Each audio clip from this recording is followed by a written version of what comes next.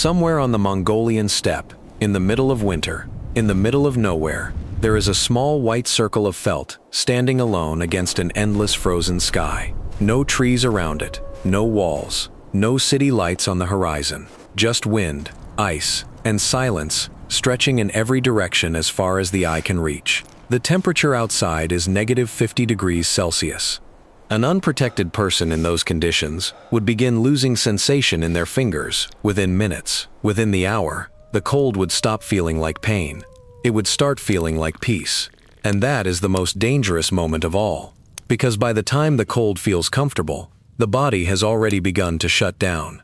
And yet, inside that circle of felt, a child is sleeping. A fire is burning low and steady. A woman is pouring tea. The warmth is not a trick. It is not a struggle. It is simply there, contained and quiet, as if the cold outside belongs to a completely different world. Every year, the steppe still takes lives.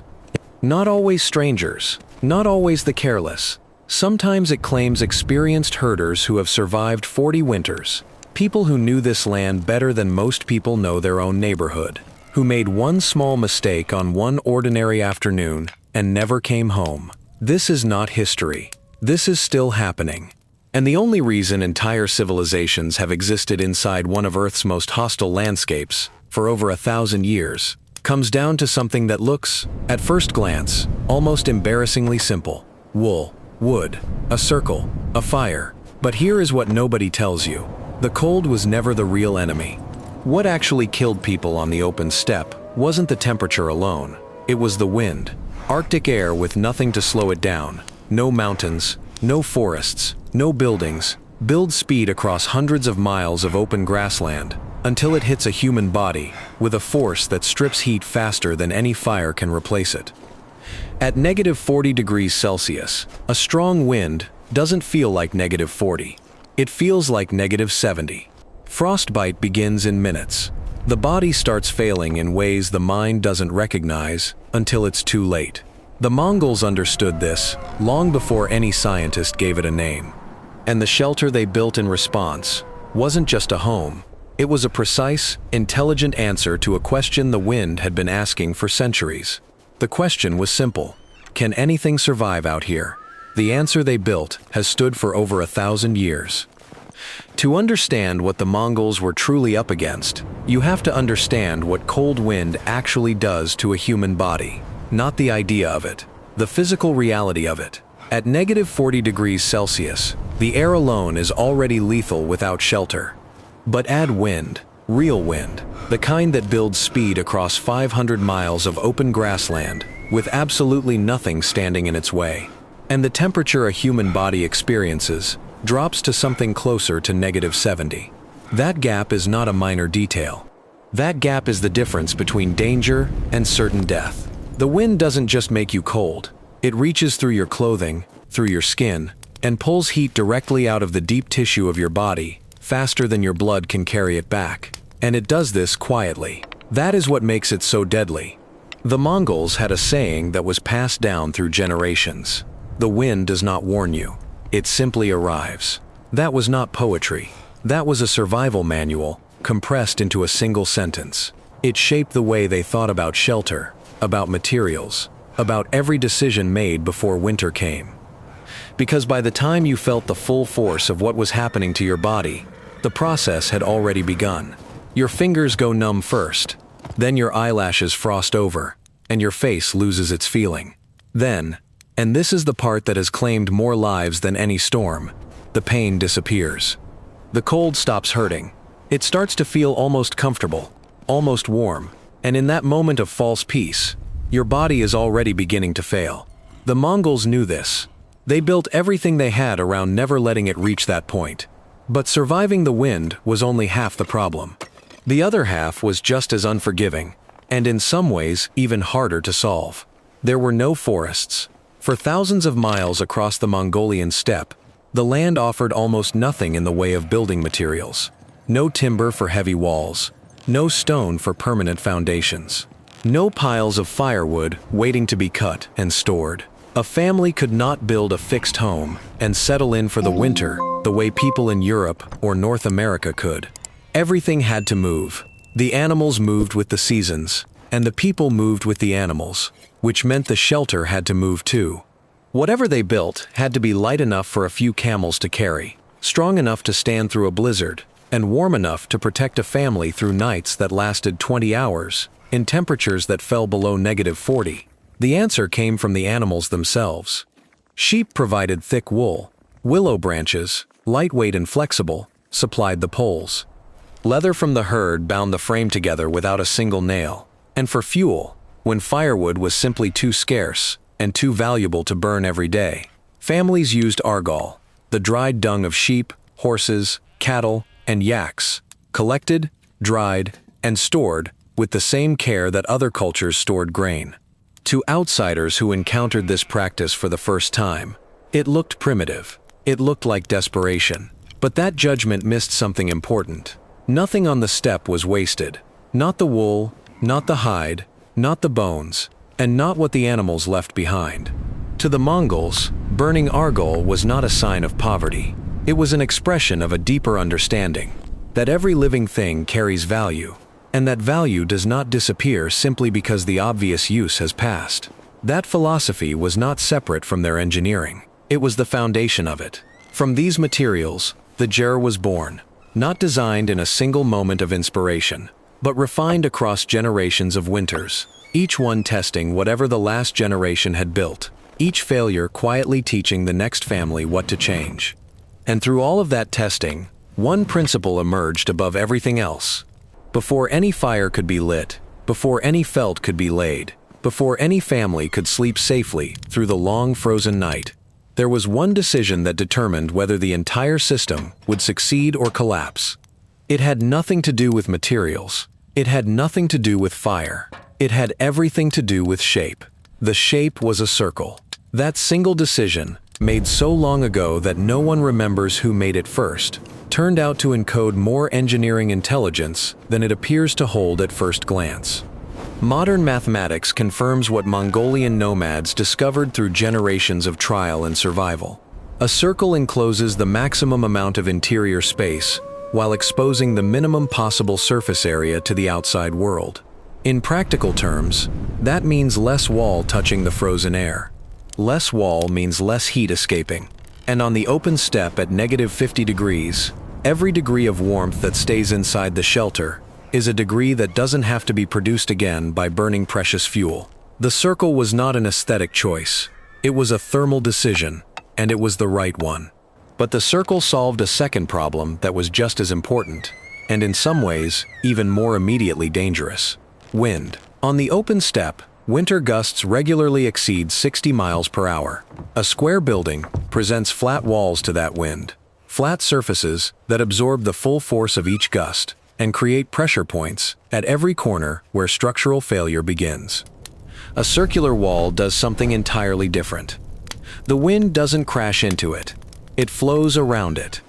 The curved surface redirects pressure evenly across the entire structure, leaving no single point vulnerable, no corner for the storm to grip and pull apart. This is the same principle that aerospace engineers apply to the curved hull of a spacecraft re-entering the atmosphere, where the shape of the surface determines whether the vehicle survives the forces pressing against it or tears apart under the load. One of those designs was developed by teams of scientists over decades, tested in wind tunnels, refined with instruments and data. The other was discovered by herders on the Mongolian steppe, who had never attended a single class, who learned it the only way available to them, by watching which shelters survived the winter and which ones did not. Beneath the felt covering, the frame itself carried its own layer of genius. The expandable lattice walls, known as khana, unfold into a perfect circle, while slender roof poles radiate outward from a central ring like the spokes of a wheel. The entire structure is bound together with leather straps rather than rigid nails or fixed joints. That flexibility is not a weakness. It is the point. When a powerful gust strikes, the frame doesn't resist it. It moves with it, absorbing the force and distributing it across the whole structure, rather than concentrating it at any single connection.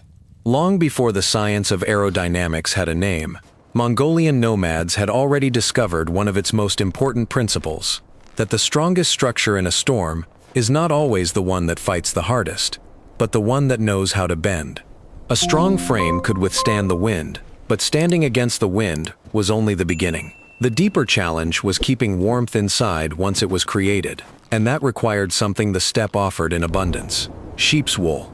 Fresh wool was cleaned, moistened, layered, and compressed by hand until millions of individual fibers locked together into dense, heavy sheets of felt. And hidden inside those sheets, trapped between every fiber, were countless microscopic pockets of air. That detail matters more than it might seem. Air is one of nature's poorest conductors of heat, which means heat moves through it very slowly. When those air pockets are trapped and held still inside felt, they form a barrier that dramatically slows the movement of warmth from the interior of the jar to the frozen world outside. The felt wasn't simply blocking the cold, it was trapping stillness. And stillness, in this context, was the same thing as warmth. What made the system even more remarkable was its adaptability. As winter deepened and temperatures dropped further, families simply added more layers of felt to the walls. As spring approached and the air softened, layers came off. The insulation could be adjusted with the seasons, in a way that no permanent structure built from stone or timber could easily replicate. Imagine building a wall that grows thicker when the cold intensifies and lighter when it passes. A wall that adjusts itself to the conditions outside, rather than remaining fixed while the world changes around it. No modern insulation panel currently on the market can do that with the same simplicity, the same sustainability, and the same responsiveness. And the felt offered one more quality that no synthetic material has ever fully matched. It could breathe. Water vapor from cooking, from breathing, from the warmth of bodies living in a small enclosed space, passed slowly through the wool fibers, rather than condensing and freezing inside the walls.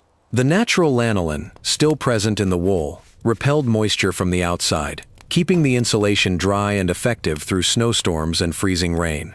The felt was simultaneously a thermal barrier, a moisture manager, and a breathing membrane, and it had been performing all three functions simultaneously for centuries, before the building science community developed language to describe what it was doing.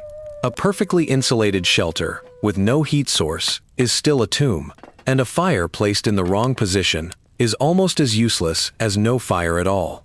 The Mongols understood both of these truths, which is why the placement of the stove inside the gyr was never accidental, never approximate, and never moved.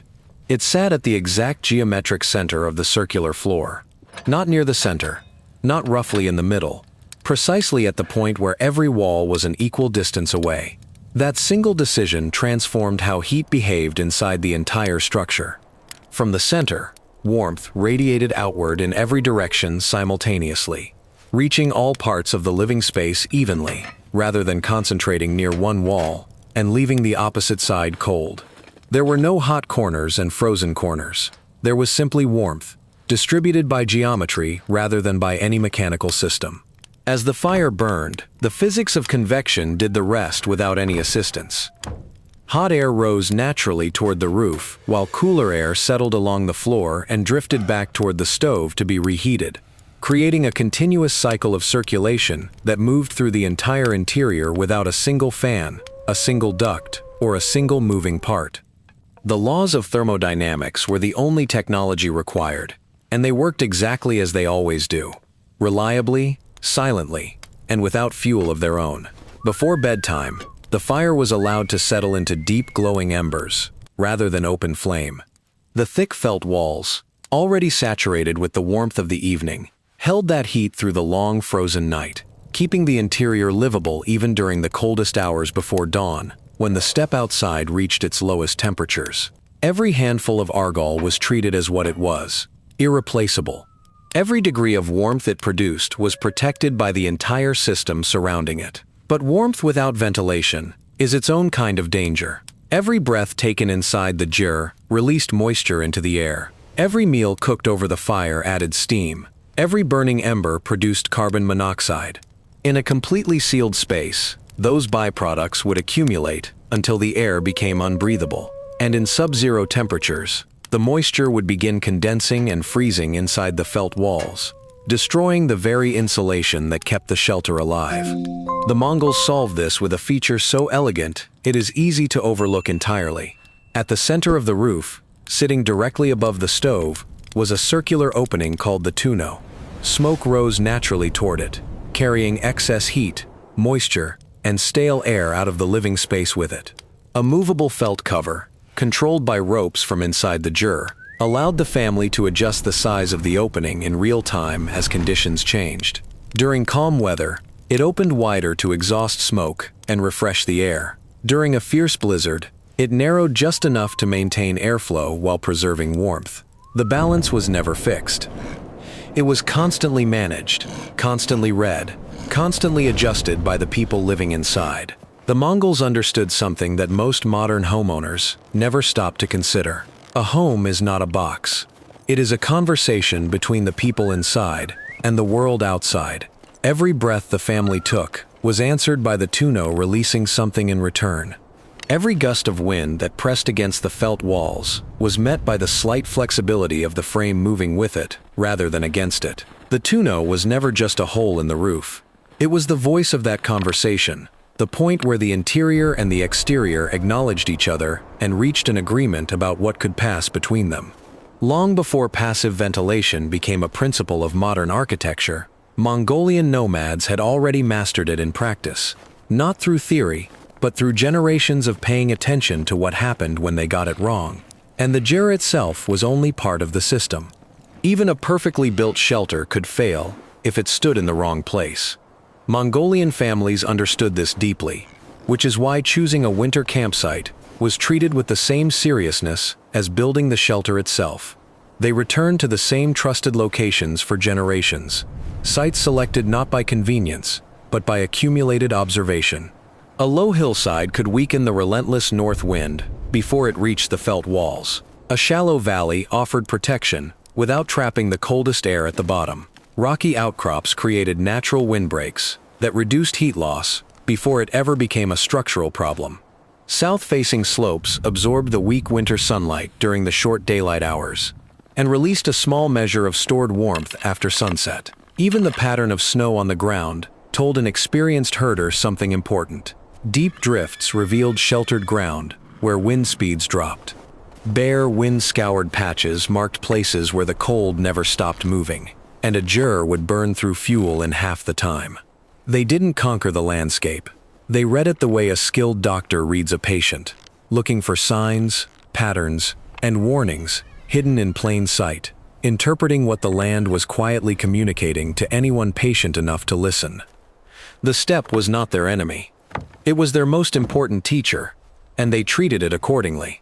Every hill, every wind direction, every drift of snow was a piece of information that, combined with everything the jur was already doing, increased the margin between survival and loss. The shelter and the landscape worked together as a single system, each one extending the capability of the other. Taken apart, each piece of that system seems almost too simple to matter. A circle of felt, a central fire, a hole in the roof, a hillside chosen for the way it blocked the northern wind. But the question worth asking is what happens when you put all of those pieces together, when each one reinforces every other, when nothing is working alone and nothing is wasted.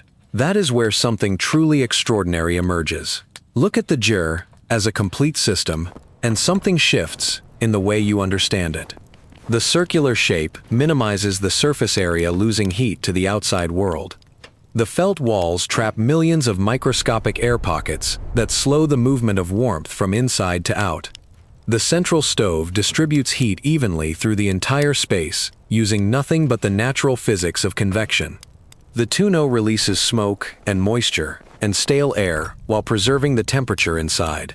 The south-facing door welcomes the weak winter sun and deflects the bitter northern wind. And the campsite itself, chosen through generations of careful observation, extends the protection of the shelter before the wind even reaches the first layer of felt. Remove any single one of those elements, and the entire system weakens.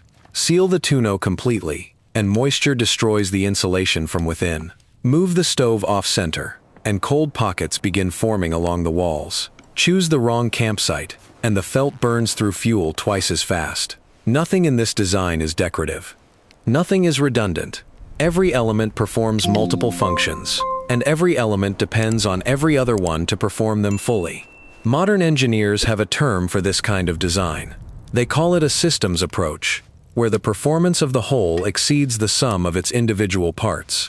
Mongolian nomads were practicing it 1,000 years before the terminology existed. Today, nearly half of Mongolia's population still lives in a gyre for at least part of the year. Modern materials occasionally appear inside them. Small solar panels sometimes sit on the roof. Synthetic ropes have replaced some of the leather bindings. But the fundamental design, the circle, the felt, the central fire, the tuno, the careful reading of the landscape, remains almost entirely unchanged. Not because these communities resist progress, but because after 1,000 years of winters testing every detail of this structure, there is genuinely very little left to improve. Architects and engineers around the world are now studying the gyre as a model of passive climate design, a shelter that maintains comfort by working with natural forces rather than fighting them or replacing them with mechanical systems. What once looked primitive to outsiders is now being recognized for what it always was: one of the most resource-efficient, thermally intelligent, and environmentally responsive buildings ever conceived. We live in an age that measures progress almost entirely by complexity. Bigger systems, more technology, more energy consumed to maintain comfort against a natural world we increasingly treat as an obstacle rather than a partner. But the gyre quietly challenges that assumption every winter it stands.